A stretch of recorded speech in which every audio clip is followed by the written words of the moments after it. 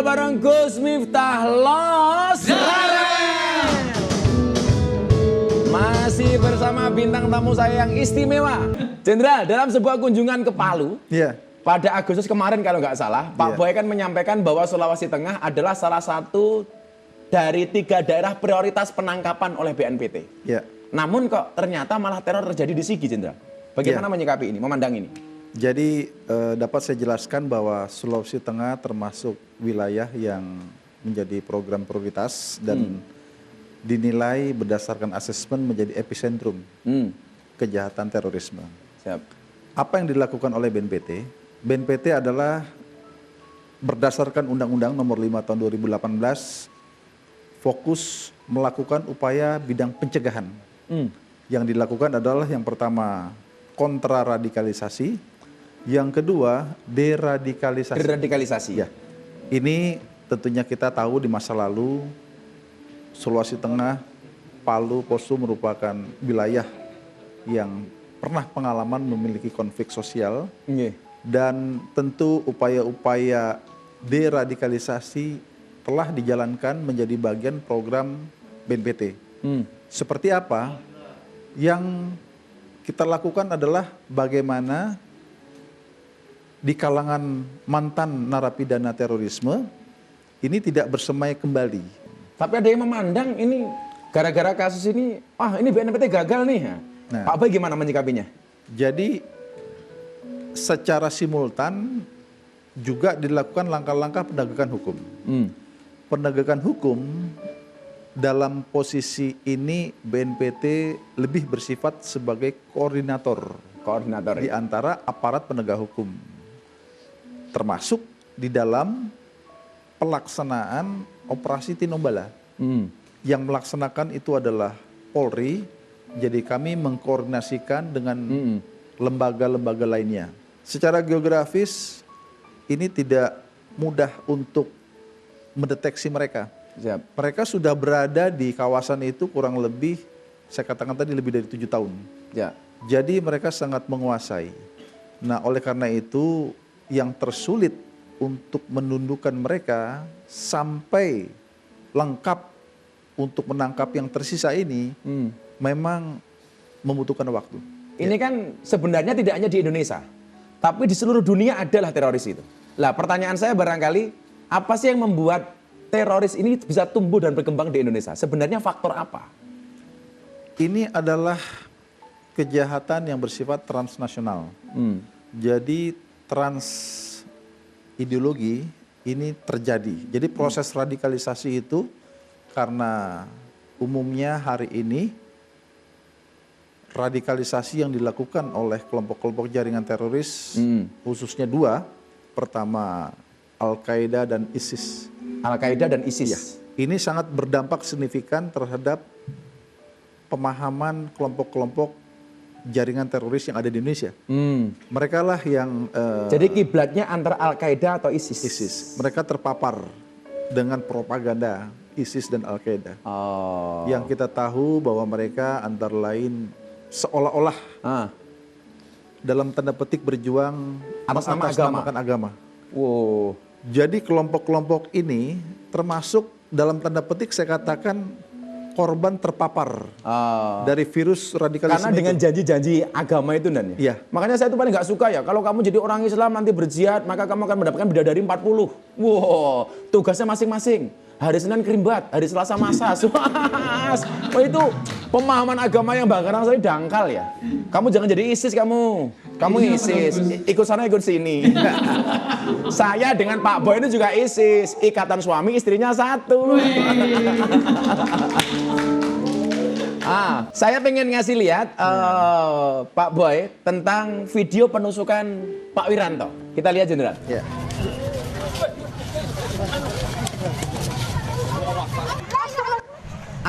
Jenderal, ini kan 7 Oktober terjadi penyerangan kepada Pak Wiranto yang waktu itu menjabat sebagai Menko Polhukam. Itu kan? Di alun-alun Menes Pandeglang kalau nggak salah, karena saya setahun beberapa saat kemudian saya ngaji di sana.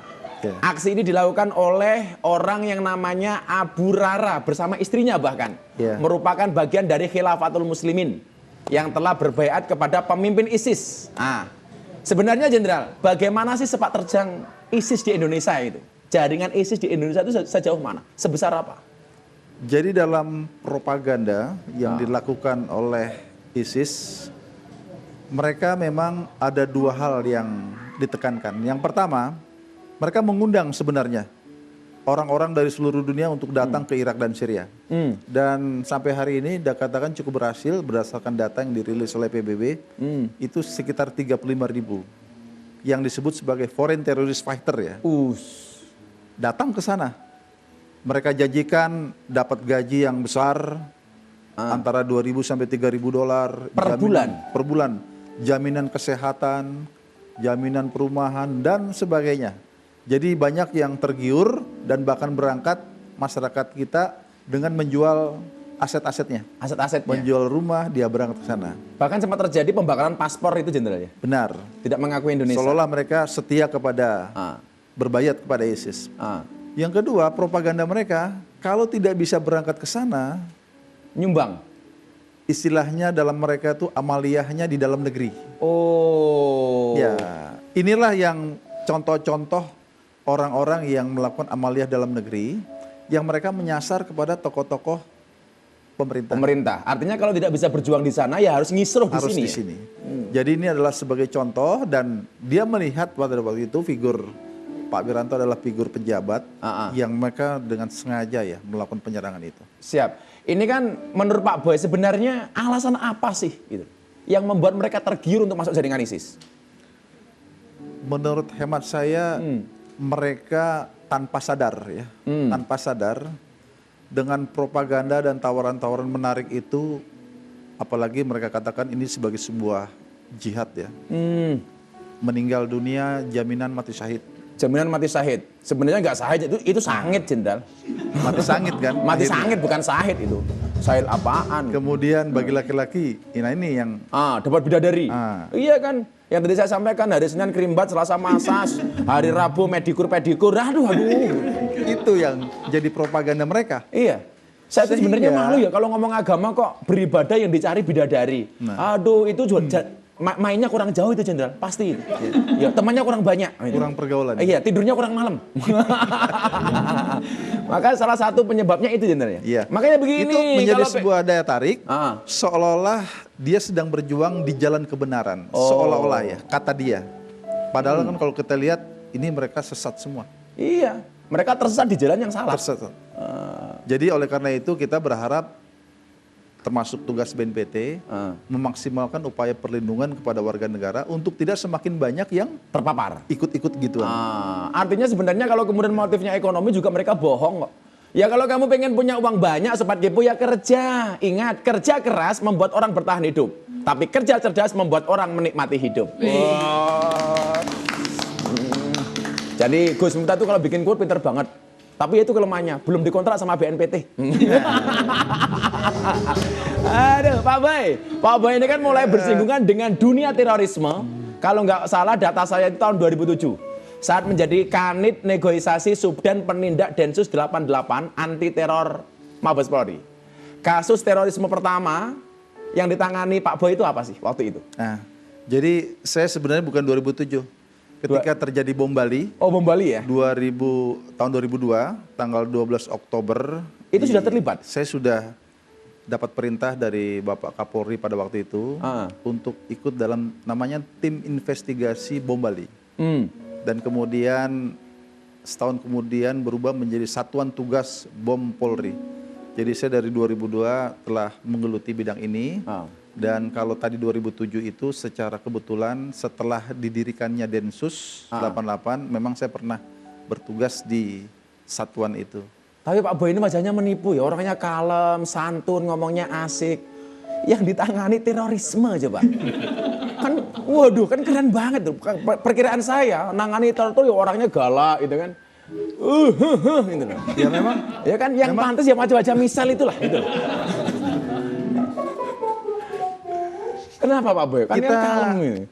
Menghadapi kelompok jaringan terorisme ini tidak bisa sepenuhnya dengan kekerasan ya. Jadi harus dengan kelembutan hati. Iya. Karena yang harus kita rubah adalah hatinya. Hatinya. Sama Jenderal, kalau saya ngaji di klub malam itu saya ditanya, Gus Miftah di Terminal apa? Ngapain sih? Saya bilang, saya itu copet. Kok copet? Iya. Tapi bedanya saya dengan copet terminal satu, Jenderal. Kalau copet terminal, yang dicopet dompetnya, ketahuan dipukuli, Jenderal. Kalau Gus Miftah di dunia malam, yang saya copet hatinya. Kalau hatinya sudah tercopet, jangankan duitnya, dompet lainnya pun pasti diberikan. Itu kamu anak-anak band dengerin, kamu malah PHP. Pemuda hampir punah. Obrolan saya semakin menarik dengan Jenderal Boy Rafli. Jangan kemana-mana. Kita akan kembali setelah jeda iklan berikut ini.